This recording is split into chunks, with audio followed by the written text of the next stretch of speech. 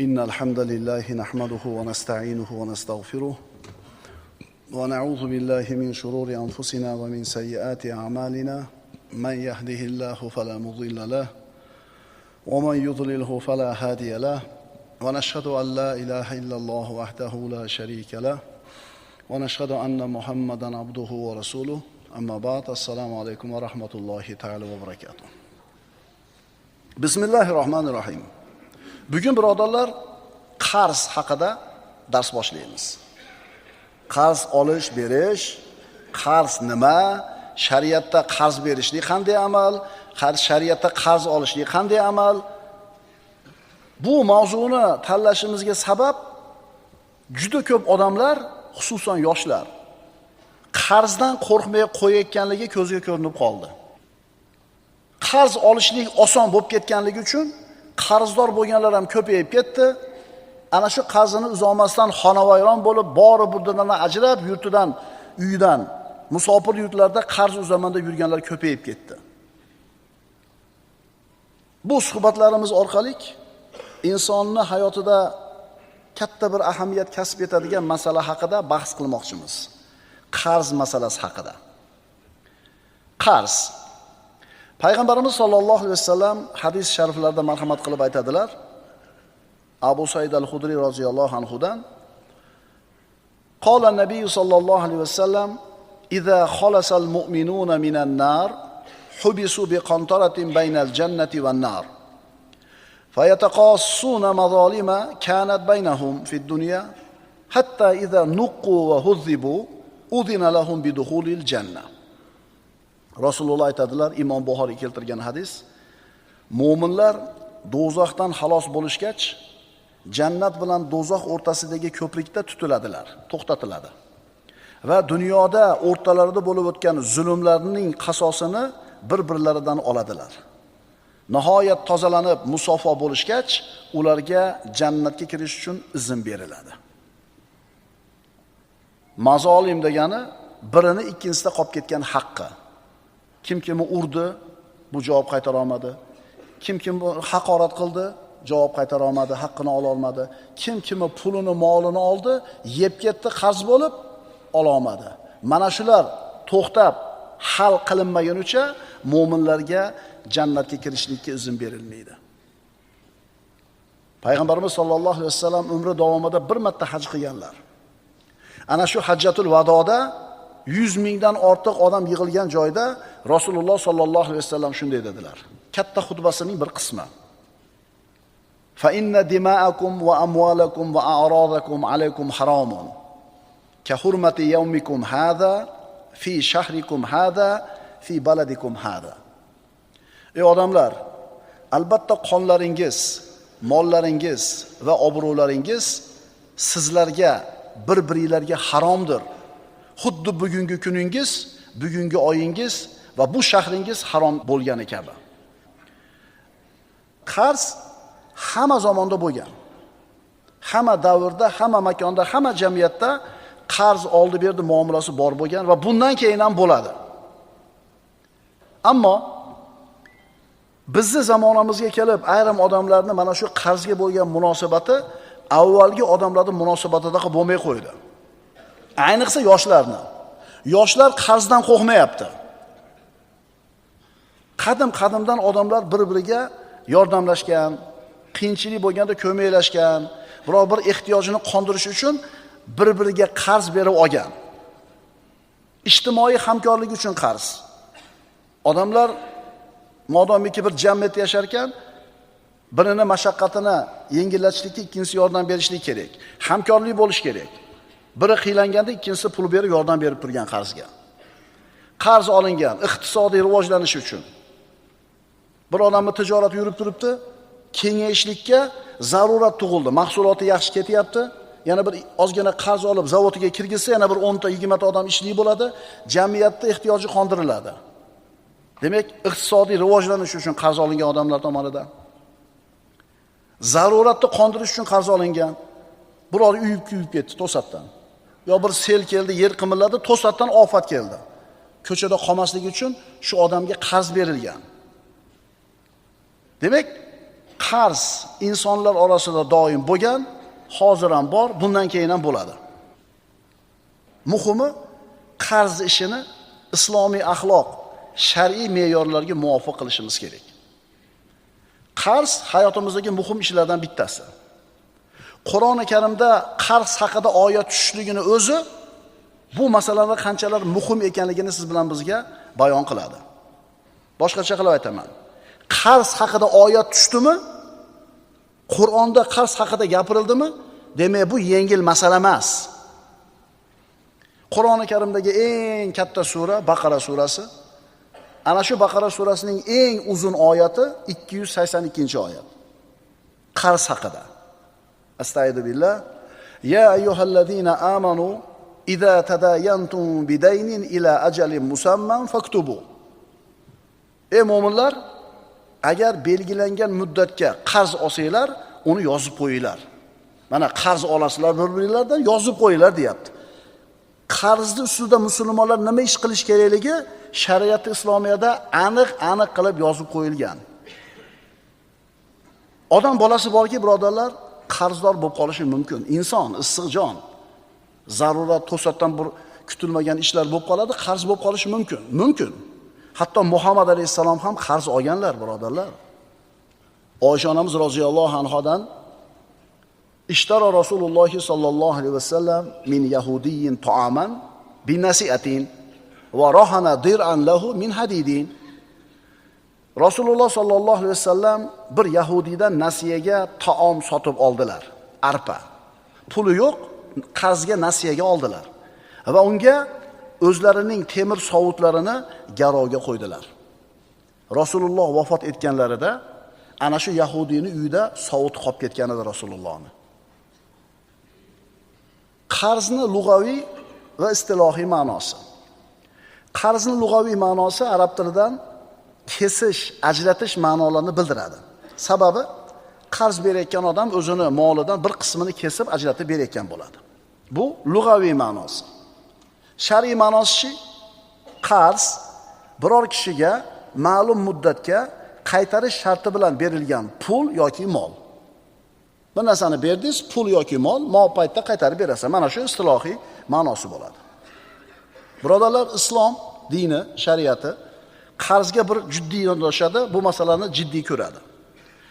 Bir tomondan qarz berishlikni ulkan savobli ish ekanligini aytsa, shariatimiz, ikkinchi tomondan qarzdor ana shu mas'uliyatni his qilib tezroq qarzini qaytarib berishlikka majburligini, javobgarligini ta'kidlaydi.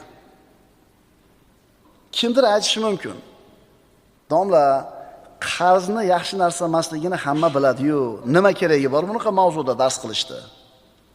Qarzni yaxshi narsa emasligini hamma biladi, nima keragi bor bunaqa dars qilishdi? Unaqa savol beradiganlarga aytamizki, bu gapimizni tez-tez takrorlab tursak kerak. Biz qarzdan ehtiyot bo'lish kerak deyotganimizda, manaqa yoshi katta, hayotiy tajribasi ko'p, boshidan issiq sovuq o'tgan oqsoqollarni nazarda tutmayapmiz. Bu darsimizdan ko'zlangan maqsad yoshlar. Zamonamizga kelib mana shu qarz olish, kredit olish, nasiyaga buyum olishlik ommaviy tus olib ketdi. Endi ana shu olinayotgan qarzlar, nasiya buyumlar aslida kerak bo'lmagan narsalar bo'lib qoldi. Telefon, mashina, konditsioner, mikrovalnovka zarurat emas. Ammo yoshlarning orasida shu narsa ommaviy bo'lib ketdi. Tushunarliga bu darslarda biz kimni maqsad qilyapmiz? Biz yoshlarni maqsad qildik mana shu darsimizda. Chunki yoshlarda dunyoga bo'lgan rag'bat kuchli bo'ladi. Hali boshidan issiq sovuq o'tmagan bo'ladi. Dunyoga, orzu-havasga, zeb-ziynatga xaris bo'ladi.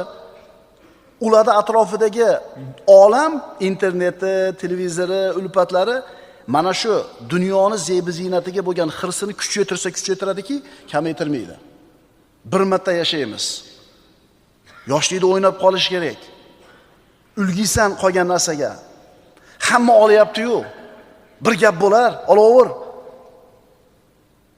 Shunarliga bu ma'ruzalar, bu darslarimiz kimga ekan? Yoshlarga. Asl shuki, qarz yaxshi narsa emas. Agar qarz yaxshi narsa bo'lganida, yomon narsa bo'lmaganida, Nabiy sollallohu alayhi vasallam qarzdan panoh tilamagan bo'ladilar Robbisidan. Aks holda payg'ambarimiz qarzdor bo'lib qolishlikdan Parvardigoridan panoh tilamagan bo'lardilar. Oysha onamiz roziyallohu anhodan rivoyat qilinadi. Nabiy sollallohu alayhi vasallam namozda ba'zi rivoyatlarda salomdan oldin shunday duo qilardilar. Allohumma inni a'udhu bika min azabil qabr va a'udhu bika min fitnatil masihid dajjal va a'udhu bika min fitnatil mahya wal mamat. Allohumma inni a'udhu bika minal ma'thami wal maghrami. Ya'ni Rasululloh duo qilar ekanlar, ba'zi rivoyatlarda salovatni o'qib bo'lib, salom berishdan oldin shu duoni o'qir ekanlar. Parvardigor, men sendan azobi qabrdan panoh tilayman. Masih dajjal fitnasidan panoh tilayman. Hayot va mamot fitnasidan panoh tilayman. Parvardigor, men sendan gunohdan va qarzdan panoh tilayman. Sahobalar, yo Rasululloh, nima uchun bunchalik qarzdan ko'p panoh tilaysiz deyishdi. Payg'ambarimiz aytdilar: "Innar rajula idza gharima haddatha fakadaba va wa'ada fa akhlafa." Rasululloh aytdilar: albatta kishi agar qarzdor bo'lib qolsa, gapirsa yolg'on gapiradigan bo'lib qoladi, va'da bersa bajarmaydigan bo'lib qoladi. Bu munofiqlikning alomatlaridan ikkitasi, yolg'on gapiradi, va'dasiga xilof qiladi. Yana payg'ambarimiz mana shu qarzdor bo'lib qolishlikdan panoh tilab Robbisiga duo qilar edi. Allohumma inni a'udhu bika minal hammi wal hazan wal ajzi wal kasal wal bukhli wal jubn va zal'id dayni va g'alabatir rijal. Parvardigor, g'am qayg'udan, ojizlikdan, dangasalikdan, baxillikdan, qo'rqoqlikdan, qarzni bosib qolishidan, ya'ni qarzni to'lolmay qolishdan va odamlarning g'olib kelishidan sendan panoh tilayman. Qarz haqida aytilgan so'zlar, ulug'larimizning so'zlari. Umar ibn Xattob roziyallohu anhu aytadi: "Iyyakum vad-dayn, hammun bil-layli va madallatun bin-nahar." Qarzdan ehtiyot bo'linglar, chunki u tunda g'am, kunduzi xorlik. Ali roziyallohu anhu aytadi: "Ad-daynu la yunamu lahu bil-layl va la yuhdau lahu bin-nahar." Qarzni deb tunda uxlanmaydi, kunduzi esa xotirjam bo'linmaydi. Abdulloh ibn Umar aytadi: "Li an amuta va laysa alayya daynun ahabbu ilayya min amuta va mali mithla Uhudin." Men zimmamda qarzim bo'lmasdan o'lishim meni Uhud tog'icha molim bo'lib turib o'lishimdan suyukliroq. Hasan Basri aytadi: "Law kana rajulun yamshi wa huwa madyunun la kanat rijlahu fil quyud." Qarzdor odam ko'chada yurgan bo'lsa ham oyog'i bilan, o'zi aslida oyoqlari bog'langan bo'ladi, deyapti. Buni haqiqatini o'sha yoshlar katta pulni olib, bo'yniga qarzni ilib, pachag'i chiqqandan keyin inay biladi. O'zi avvalgi hayotim zo'r edi ekan. Yegani yelim, kiygani kapan bo'lib, ko'chaga chiqa olmasdan, hayotidan osoyishtalik ketgandan keyin aytadi, o'zi hayotim zo'r edi ekan deydi. Sufyon as-Savri aytadi: "A'zamun nasi hamman al-madyunu." Eng katta g'ami bor odam kim? Qarzdor odam, deyapti. Ibn Qayyum Zodul Ma'odda aytadi: qarz insonning dindorligini zaiflashtiradi va dunyoda xor qiladi. Boya darsni boshida aytdim, albatta hammamizda ham atrofimizda odamlar bilan muomalamiz bor, haqqimiz bor, qarzimiz bor, insonmiz, bo'ladi hammada. Lekin eshitib qo'yinglar, ayniqsa yoshlar. Qanchaligi muhim emas, qarzingiz bormi? Shu qarzingiz ishingizni amallab, ilgarilab ketishlikdan to'sib turadigan to'siq bo'ladi. Soddaroq qilib aytsak, qarz ishingizni orqaga tortadi. Qarz orqaga tortishligini hayotda odamlar ko'p kuzatgan. So'rab surishtirsangiz, ayrim odamlar o'sha ozmida ko'ppida qarzini uzganidan keyin ishi tezlaganligini, rivojlanganligini ko'rishgan. O'zi bor, berib qo'ya olasiz, bermaysiz-da. Turib tursin deysiz. Birodan $500 qarzingiz bor, palonchidan $300 qarzingiz bor, palonchidan bir $1000 qarzingiz bor. Yig'ishtirib kelsa 2000 ga bormaydi. Pulingiz bor. Kulyapsiz-a? Bor, uzib qo'ya olasiz, unga muhtojligingiz yo'q. Shu qarzni to'lab qo'ysiz, ko'chada qolmaysiz, bermaysiz. Bermayapsizmi? Ishingizni orqaga qolishini ko'ravering. Hayotda tajribada o'tkazilgan, sinalgan narsa, o'sha ozmida ko'ppida qarzini uzib bo'lganidan keyin ishlari oldiga yurgan odamlarda. Imom Shofiy aytadi: "Al-qardu qaniyatul layl." Qarz tungi uyqusizlikdir. Nimaga qarz ishni orqaga tortadi? Birinchidan ruhiy bosim. Qarzdor odam doim stress ostida yashaydi. Fikri, hayoli faqat qarzini uzish bo'ladi. Endi bunaqa kallasi band bo'lgan bosimdagi odamda yangi tijorat fikrlari, biznes ideyalari bo'lmaydi. Ikkinchidan moliyaviy cheklanish bor qarzdorda. Chunki qarzini uzishga ketadi puli. Ozgina pul topsa qarzga olib borib berish kerak. Yangi bir imkoniyatlar bo'lganda qo'lida sarmoyasi yo'q. Uchinchidan vaqtni quvvati ketadi. Chunki qarzni boshqarish kerak, haqdorlar bilan muloqot qilish kerak, ularga borib turib egilishingiz kerak, holingizni tushuntirishingiz kerak, quvvatingiz ketadi, energiyangiz ketadi. To'rtinchidan jamiyatdagi mavqeingiz orqaga ketadi. Qarzdor bo'lib qolganligingizni bilsa odamlar, sizga bo'lgan munosabati ijobiy tomonga o'zgarmaydi. Beshinchidan yangi imkoniyatlar boy beriladi.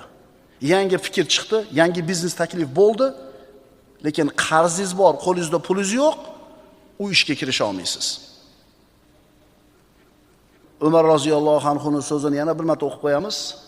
Iyyakum vad-dayn hammun bil-layli va mazallatun bin-nahar. Qarzdan ehtiyot bo'linglar, chunki u tungi g'am, kunduzgi xorlikdir. Mana endi shu qarz haqida bizni zamonamizdagi ko'zga ko'ringan g'arblik sarmoyadorlarni ba'zilarini so'zlarini o'qib beraman.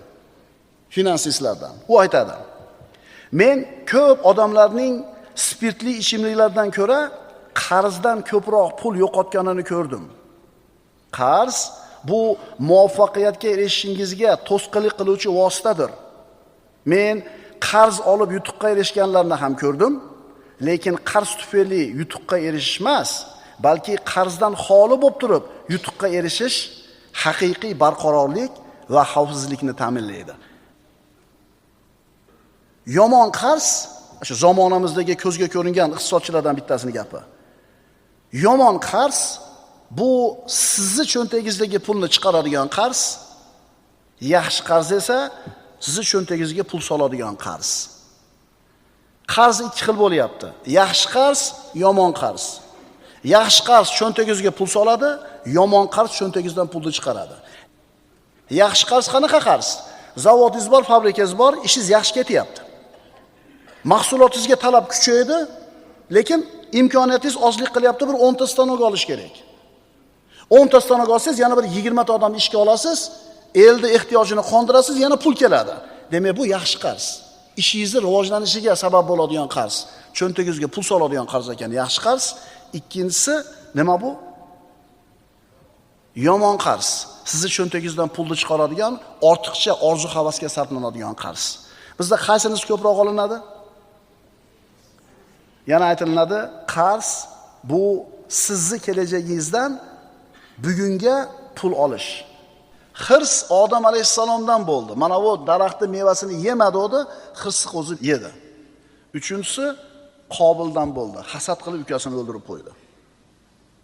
Bizni mana shu darslarimizning mavzusi bo'lgan qarzdorlik ham aynan mana shu hirsga borib taqaladi. Boshqalarda bor, unda yo'q. Ko'radi, hirsi qo'ziydi. Ammo olgani puli yo'q. Shunda nima qiladi odam? Nafs xohlab turibdi. Hirsi qo'zib turibdi. Nima qiladi? Qarz oladi. Payg'ambarimiz sollallohu alayhi vasallam aytadilar: "Qad aflaha man aslama va ruziqa kafafan va qannahu Allohu bima atahu." Kim islomga kirsa, yetarlicha rizqlansa va Alloh unga bergan narsasiga qanoatlantirib qo'ysa, batahqiq najot topibdi. Ana kim baxtli odam? Iymoni bor, rizqi yetarli va Alloh unga qanoat bergan. Demak, qarzni sababi nima ekan? Hirs ekan. Endi shu hirsdan qutulish uchun, qanoatga, kuniga rozilikka yetishlik uchun nima qilish kerak? Birinchisi, dunyo haqidagi tasavvurini tuzatish kerak. Dunyo hayotiga bo'lgan munosabatini to'g'rilashlik kerak. Bu dunyo biz uchun imtihon hovlisi deb tushunish kerak. Bu dunyo mukofot yoki jazo hovlisi emas, imtihon hovlisi. Biz bu yerga sinovga kelganmiz degan narsani tushunish kerak inson. Ikkinchidan, dunyo hayotida yashar ekan inson boylarga emas, o'zidan boyroq bo'lganlarga emas, balki o'zidan kambag'alroq bo'lgan odamlarga qarash kerak. Yana ana shu hirsdan qutulishning yana bitta bir yo'li, inson haqiqiy ehtiyojini bilish kerak. O'zi uchun zarur bo'lgan narsani bilish kerak, zarur emas ortiqcha narsani ham farqiga borish kerak. Va yana bir yo'li, qarzdorni holiga qarash kerak. O'sha hirsi qo'zib qarzga bir narsa olaman deb turibdimi? Katta qarzga kirib qolib, hayoti xonavoyron bo'lib ketgan odamlarni ko'rish kerak. O'y, o'sha kuniga rozi bo'lmasdan qarz olaman degan ukalar, shu qarzga kirib qolgan odamlarni so'rab surishtirib, holidan xabar olinglar-da. Qaniydi seni problemalar endi bo'lsa meniki deydi. Nimaga unaqa deydi? Chunki kattasiga kirib ketdi-da. Kim o'zi xohlayotganda qilib yashashga yeta olmayotgan bo'lsa, sabr qilish kerak. Shoshilmaslik kerak. Chunki shoshqaloqlik, besabrlik, qanoatsizlik insonni qarzga botiradi, oxir-oqibat afsusga tiqib qo'yadi. Yana qaytarib aytaman, hozirgi yoshlar hamma narsani birdaniga bo'lishini xohlayapti. Unaqa bo'lmaydi, jon akalar. Alloh taolo osmonni yerni 6 kunda yaratgan. Alloh taolo bo'l desa bir lahzada hammasi bo'lar edi. Nimaga 6 kunda yaratdi? Bizga ibrat, bandalar, hamma narsa sekin-sekin bo'ladi degani. Sabr Allohning va'dasiga ishonish, uni fazlini kutish. Innama yuvaffas-sabiruna ajrahum bighayri hisob. Albatta, sabr qiluvchilarga ajrlari hisobsiz to'liq qilib beriladi.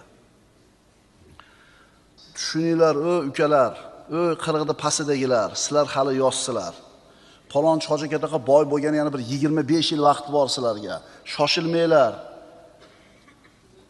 Tez kelgan boylikdan qo'rq. Birdaniga uy oldi, birdaniga 4 ta uy oldi, birdaniga 10 ta mashina, birdaniga tilla ko'mib tashadi uydagilarni.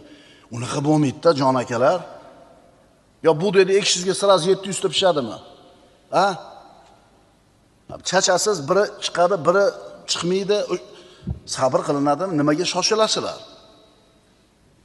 Qachon qarz olish mumkin? Qachon shariat qarz olishingizga ruxsat beradi, qarz olishlik joiz deydi. Islom dini qarz olishni faqatgina zaruriy holatlarda deydi, olishlikni joizligini va faqat juda ehtiyotkorlik bilan yondashlikka targ'ib qiladi. O'zi umuman dinimiz birodarlar mo'min odamga qanoatga, sabrga, kuniga rozilikka chaqiradi-da, nafsiga ergashib ketishlikdan qaytaradi. Mana qaranglar. Nasiya bilan ishlaydigan do'konlar bor, xos. Hamma narsani nasiyaga beradi. E'tibor bering-da, nasiya savdo halol, to'g'ri, xo'p. Endi ana shu nasiyaga berayotgan shu do'kondagi mollar sizni hayotingiz uchun zarurat narsami hammasi? Ha, ehtimol zarurat narsalar ham bordir, lekin aksariyat berayotgan nasiya narsalari zarurat emas, kamoliyat. Tomini yopolmayapti, qish kelib qoldi, qarzga tuniki olsin, bu zarurat. Tomni yopdi, eshik romga pul yetmayapti, qarzga olsin, bu ham zarurat. Ko'mir kerak, qish kelib qoldi, bu zarurat. Shunaqa zaruratmi shu do'konda sotilayotgan narsalar? Ha, birodarlar, nasiyaga berishlik shariatda joiz. Nasiyaga bir narsa olishlik mumkin muhtoj odamga, faqat o'sha olayotgan narsamiz zaruratmi? Qani shunaqa bir nasiya do'kon bo'lsa, shunaqa muhtoj bo'lgan qurilish materiallari sotsa odamlarga. Qish kelib qolgan paytda ochib qo'ysa, tunuka bo'limi nasiyaga beramiz deb. Chunki zarurat bo'lib qoldi odamlarga. Yo ko'mirni nasiyaga bersa qishda. Yo'q. Biz ana shu nasiya do'konlardan olayotgan narsalarimiz va bolalarimiz olayotgan narsalar kamoliyat. Usiz ham kuningiz o'tayotdi. Hayotda qarz tufayli halok bo'lganlar juda ham ko'p. Hozirgi kunda qarzi yo'q odamni topish qiyin. Deyarli hammani qarzi bor desak adashmasak kerak. Kimdir bankdan olgan qarzni, kimdir boshqadan olgan. Ba'zilar zarurat uchun olgan bo'lishi mumkin.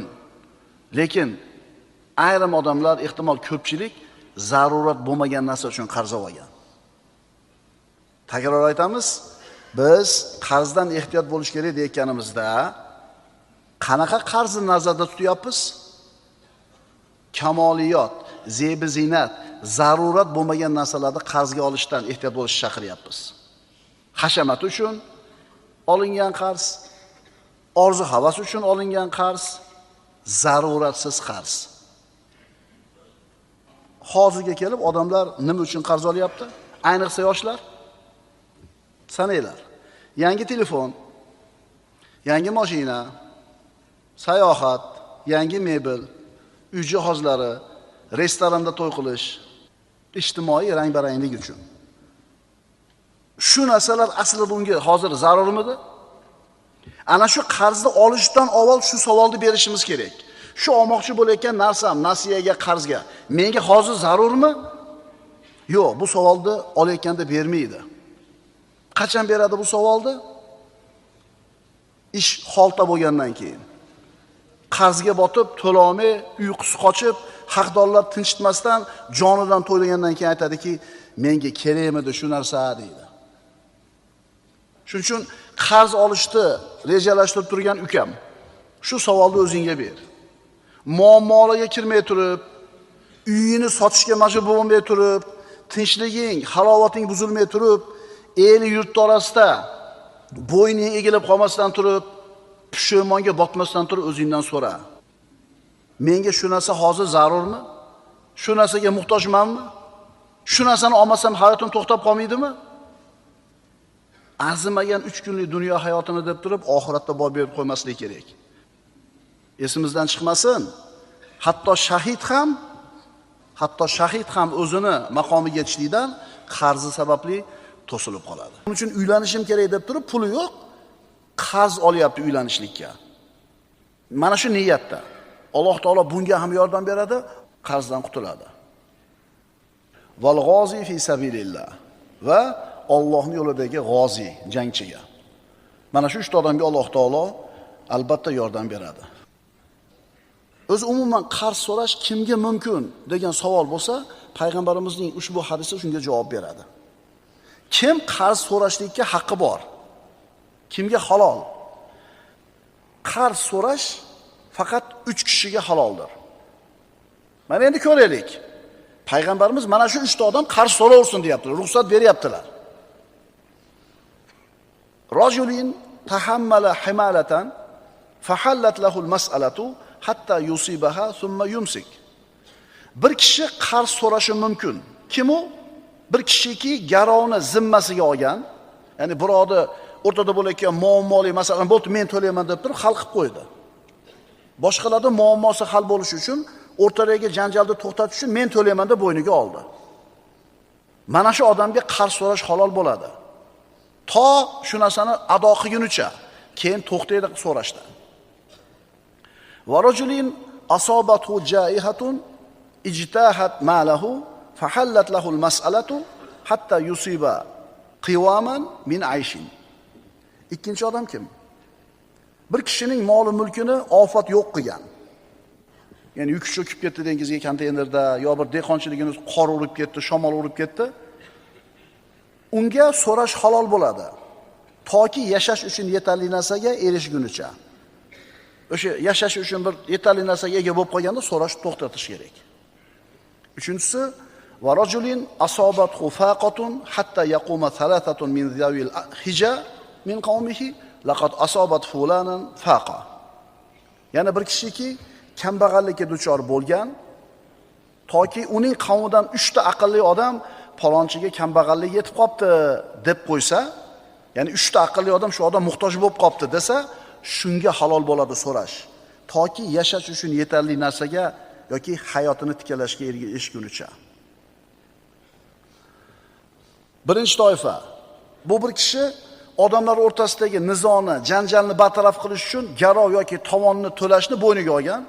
Ana shu odam odamlardan so'rashlik mumkin bo'ladi. So'raydi, to'lovni qoplaganidan keyin to'xtatadi. Ikkinchi odam. Bunaqa odam shunaqa bir ofatga uchraydiki, hamma yo'g'idan mahrum bo'ladi. U ham so'rashi mumkin, to shu ehtiyojini qondiradigan narsaga erishgunicha.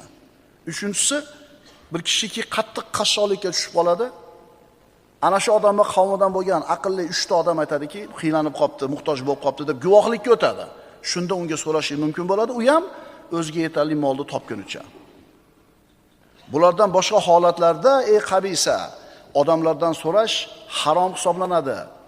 Bu yo'l bilan mol topgan kishi harom mol yegan hisoblanadi. Alloh azza va jalla zaruratsiz qazolishidan o'zi panoh bersin. Alloh taolo bergan rizqiga rozi bo'lib yashashlikka o'zi tavfiq bergan bo'lsin.